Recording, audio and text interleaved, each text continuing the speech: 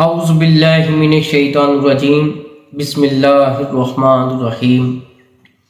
بے شمار درود و سلام آقائے دو جہاں صلی اللہ علیہ وآلہ وسلم پر۔ السلام علیکم ورحمۃ اللہ وبرکاتہ۔ آج ہمارا درس نمبر 20 ہے۔ اب ہم ایک اور واقعے کی طرف بڑھیں گے کہ مولانا صاحب اس میں کیا راز چھپائے ہوئے ہیں۔ یہودیوں میں ایک ظالم بادشاہ تھا، حضرت عیسیٰ علیہ السلام کا دشمن اور عیسائیوں کو تباہ کرنے والا۔ حضرت عیسیٰ علیہ السلام کا زمانہ تھا اور وہ جو بادشاہ تھا وہ حضرت موسیٰ علیہ السلام کی اور موسیٰ ان کی جان تھے۔ کہتے ہیں کہ وہ جو وقت کا بادشاہ تھا وہ حضرت موسیٰ علیہ السلام کا پیروکار تھا، وہ ان کو بہت عقیدت اور محبت ان سے رکھتا تھا، لیکن وہ دور حضرت عیسیٰ علیہ السلام کا تھا، نبوت حضرت عیسیٰ علیہ السلام کی تھی۔ آگے مولانا صاحب کیا کہہ رہے ہیں؟ عقل کے بھینگے بادشاہ نے ان دونوں اللہ کے محبوب دوستوں کو جدا جدا کر دیا۔ ایک واقعہ کہ پھر مزید مولانا صاحب اس میں چھپا ہوا راز سمجھانے کی کوشش کر رہے ہیں کہ اس بادشاہ نے دو اللہ والوں کو جدا جدا کر دیا۔ آگے مثال دے رہے ہیں کیسے۔ ایک استاد نے بھینگے شاگرد جسے ٹھیک نظر نہیں آتا، بھینگے اسے کہتے ہیں جسے دو نظر آ رہے ہوں یا ٹھیک طرح سے نظر نہ آ رہا ہو، بھینگے شاگرد سے کہا اندر جاؤ، گھر میں سے بوتل لے آ۔ بھینگا فوراً مکان میں گیا اور ایک بوتل اس کو اپنی نظر میں دو نظر آئی۔ بھینگے نے کہا کہ استاد دو بوتلوں میں سے کون سی لے آؤں؟ استاد نے کہا کہ وہ دو بوتلیں نہیں ہیں، وہ ایک بوتل ہے، ذرا بھینگا پن چھوڑ، ٹھیک دیکھنے والا بن، زیادہ دیکھنے والا نہ بن۔ اس نے کہا استاد مجھے تانا دیتا ہے تو استاد نے کہا کہ دونوں میں سے ایک کو توڑ ڈال۔ جب اس نے ایک توڑی، نگاہ سے دونوں غائب ہو گئیں۔ اب یہاں پہ آپ سمجھ گئے ہوں گے، زیادہ وضاحت تو میں نہیں کرنا چاہ رہا اس کی، کیونکہ آپ خود سمجھدار ہیں، آپ سمجھ گئے ہیں کہ جب ہم جس کی پیروی کر رہے ہیں، جس کی نبوت کا دور آ گیا، اس کی پیروی چھوڑ کر اب جو موقع پر نبوت کا جنہیں فرمان ملا ہے یا نبوت کے عہدے پر فائز ہیں، ظاہر بات اب ہمیں ان کی پیروی کرنی ہوگی۔ مولانا صاحب ہمیں یہ سمجھانا چاہ رہے ہیں، کہہ رہے ہیں یہ نہیں ہوتا، وہ بھی اللہ کے دوست ہیں، یہ نہیں کہ وہ نہیں ہیں، یہ بھی اللہ کے دوست ہیں، اور جو موجودہ نبی ہے وہ بھی اللہ کا دوست ہے۔ تو ہمیں بازار حقیقت میں اب جن کی نبوت یا شریعت جن کی چل رہی ہے ان پہ اب ہمیں قائم ہونا پڑے گا، ان کی شریعت پر عمل پیرا ہونا پڑے گا۔ جدا جدا کرنے کا مطلب کیا ہے؟ کیا آپ ان کو مان رہے ہیں، ان کو نہیں مان رہے؟ یہ تو غلط ہے نا۔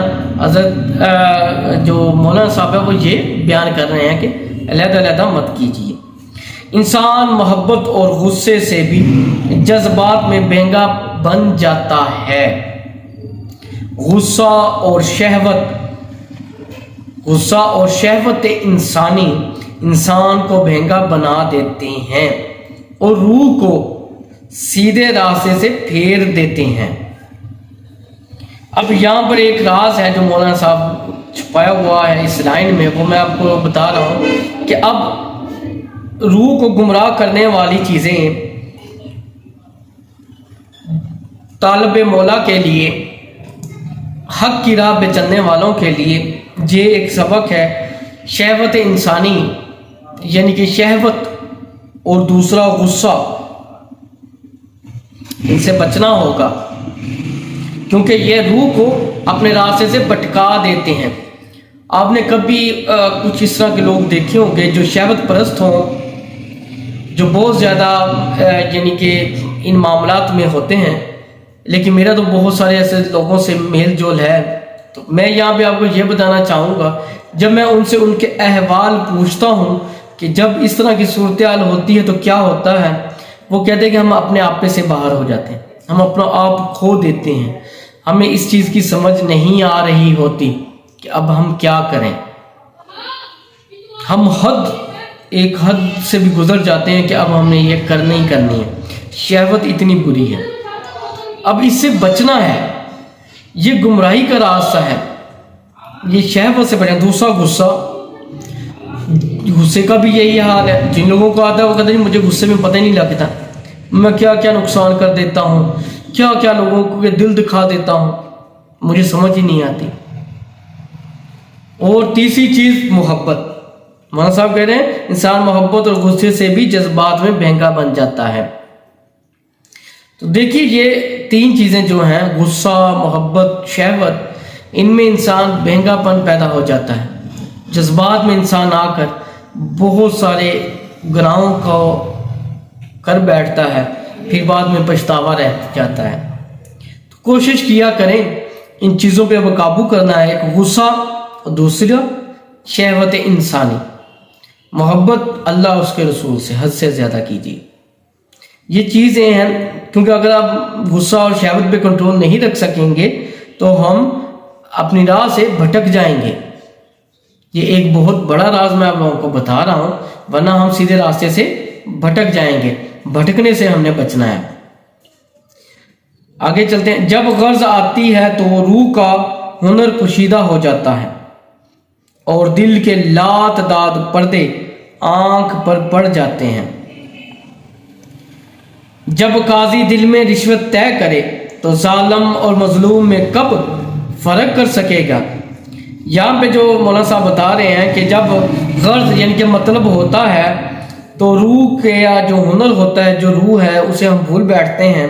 اور دل کے، کیونکہ دل میں بھی ایک ہمارے نفس جو ہے وہ بھی وسوسے ڈال رہا ہے، اور ایسے جو وسوسے ہوتے ہیں وہ بھی ہماری آنکھوں پر بے شمار پردے ڈال دیتے ہیں.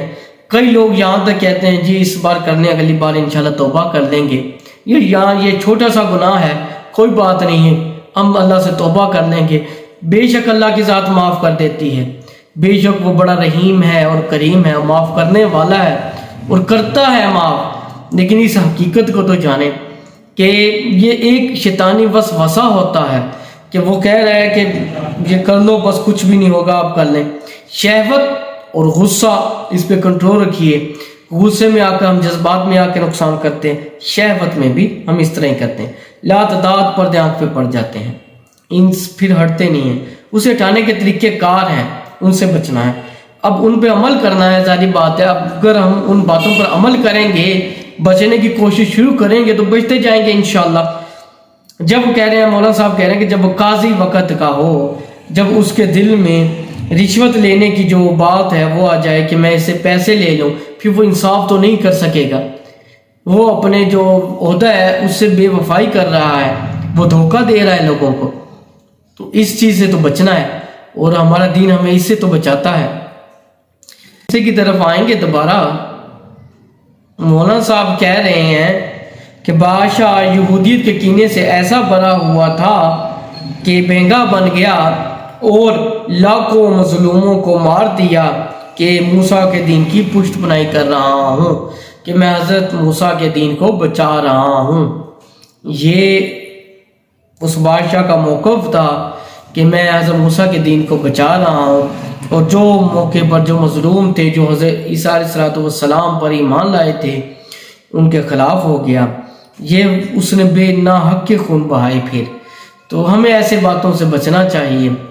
تو جو میں نے راز بتائے ہیں، کوشش کیجئے ان رازوں کو جانیے. غصہ اور شہوت انسانی سے بچیے، اپنا محاسبہ کرتے رہیں. ہمارے یوٹیوب چینل کو سبسکرائب کریں، نئی آنے والی ویڈیو دیکھیں، دوستوں کے ساتھ لازمی شیئر کیا کریں تاکہ آپ بھی اس نیکیوں میں شامل ہو سکیں. اسی بات سے مجھے اجازت دیجیے. السلام علیکم ورحمۃ اللہ وبرکاتہ.